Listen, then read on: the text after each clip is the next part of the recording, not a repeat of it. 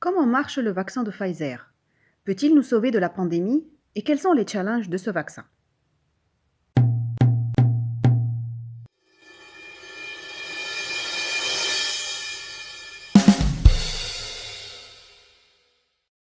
Pour comprendre le mécanisme d'action du vaccin de Pfizer contre le coronavirus, on va voyager un peu à l'intérieur de la cellule humaine.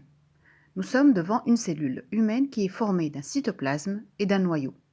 À l'intérieur du noyau, il existe le code génétique de l'être humain, sous forme d'une molécule en double hélice appelée ADN. Cette molécule contient des millions de séquences qu'on a nommées selon des lettres ATCG. Ces séquences-là contiennent toutes les informations nécessaires au fonctionnement du corps humain. Lorsqu'une molécule d'ADN veut s'exprimer et donner une information, une partie correspondante va s'ouvrir et à l'intérieur de laquelle va venir une petite machine appelée ARN polymérase qui va transcrire la séquence d'informations existantes et traduire le code génétique. La molécule produite est donc appelée ARN messager. Cette molécule contient uniquement la partie de la séquence de l'information qui a été transcrite. La différence entre la molécule d'ARN et d'ADN, c'est que la molécule d'ARN possède un seul brin, elle n'est pas en double hélice, et elle est formée d'un peu plus d'oxygène et son langage génétique est un peu différent. Il est formé des lettres UTCG au lieu de l'ATCG. Puis cette molécule d'ARN va migrer du noyau vers le cytoplasme pour rencontrer une deuxième petite machine, appelée ribosome. L'ARN messager va rentrer à l'intérieur du ribosome, qui va lire le code génétique existant dans l'ARN messager et le traduire sous forme de protéines. La protéine finalement produite va faire la fonction codée dans l'ADN du noyau cellulaire. Revenons maintenant au coronavirus. Ce virus est formé de plusieurs parties. À l'intérieur, il y a l'ARN qui contient le code génétique du virus, entouré d'une membrane et d'une enveloppe sur lesquelles sont accrochées la protéine S, ou encore appelée spike, qui donne le nom de coronavirus à ce virus-là puisque son aspect est sous forme de couronne. Lorsque le virus rentre à l'intérieur de la cellule humaine, c'est en fait la protéine S qui va rencontrer la cellule humaine et se fixer sur son récepteur comme une clé dans une serrure. Ceci va pousser le virus à rentrer à l'intérieur de la cellule. Une fois l'ARN, c'est-à-dire le code génétique du virus, il est à l'intérieur de la cellule, il va aller rencontrer le ribosome. Le ribosome qui va, comme on a vu tout à l'heure, traduire le code génétique du virus en protéines. Et de cette façon, le virus utilise le corps humain pour produire sa membrane, son enveloppe et ses spikes. En plus, l'ARN du virus code pour une molécule qui permet de répliquer l'ARN lui-même. De cette façon, la cellule humaine va produire l'ARN, l'enveloppe, la membrane, les spikes, etc. et créer un nouveau virus. Petit à petit, nous avons de multitudes de virus qui vont sortir de la cellule. En plus, cette protéine spike qui est restée à la membrane de la cellule humaine va se fixer à la protéine spike de la cellule avoisinante et va fusionner les cellules entre elles, ce qui constitue un autre moyen de multiplication du virus. Tout ce processus est contrôlé parfois par le système immunitaire, ce qui explique que 80% des patients atteints de coronavirus vont bien et ne vont pas présenter de symptômes. Mais parfois, ce phénomène échappe au système immunitaire et le patient peut tomber malade et peut avoir une forme grave. C'est pour cette raison qu'il faut faire un vaccin.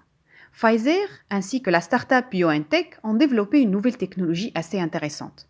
En fait, d'habitude, les vaccins prennent une partie du virus, que ce soit vivante atténuée ou une portion du virus comme l'enveloppe, comme la protéine S, et va l'introduire à l'intérieur du corps humain afin de stimuler le système immunitaire qui va développer une immunité. La prochaine fois que cette immunité rencontre le virus, son action va être plus rapide et plus efficace. Jusque-là, il fallait fabriquer ces vaccins-là, par exemple, dans une bactérie ou à partir d'un autre animal. La nouvelle technologie utilisée par Pfizer est assez intéressante. En fait, le vaccin va contenir un ARN, exactement comme le coronavirus. Cet ARN-là contient une information génétique qui n'est d'autre que la protéine S, les spikes, qui vont permettre au virus de rentrer à l'intérieur de la cellule. Le code génétique qui existe au niveau de l'ARN du vaccin ne code que pour la protéine S.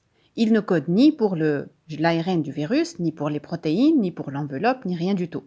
Donc le vaccin va être injecté au corps humain sous forme d'ARN entouré d'une enveloppe. Cet ARN va circuler dans le corps humain, rencontrer la cellule humaine normale, pénétrer à l'intérieur de la cellule. Cet ARN va aller rencontrer le ribosome et finalement produire la protéine S. Cette protéine S sera exprimée dans la membrane de la cellule humaine sans aucune production des autres composantes du virus. Ce n'est donc pas une nouvelle infection par le coronavirus. Une fois cette protéine S existe à la surface de la cellule humaine, le système immunitaire va la reconnaître comme corps étranger et développer une réaction immunitaire. Progressivement, tout le système immunitaire reconnaît cette protéine S. Lorsque l'être humain va à la prochaine fois être exposé au virus réel cette fois-ci, il va voir sa protéine S, va la détecter très rapidement et développer une réaction immunitaire plus rapide et plus efficace. C'est une technologie intéressante et jusque-là, elle a été testée mais jamais approuvée dans la population humaine. Le concept est donc d'utiliser le corps humain pour produire l'antigène même contre lequel il doit se défendre. C'est assez intelligent comme concept et a permis de créer cette nouvelle génération de vaccins. Maintenant, on ne sait pas encore ce que ça vaut ce vaccin. Les résultats préliminaires sont assez intéressants et sont encourageants. Mais il y a plusieurs challenges et plusieurs questions qui ne sont sans réponse. Est-ce que ce virus va protéger contre tous les types d'infections, c'est-à-dire les formes modérées et les formes sévères aussi? Quel est le type d'immunité qui va être développé?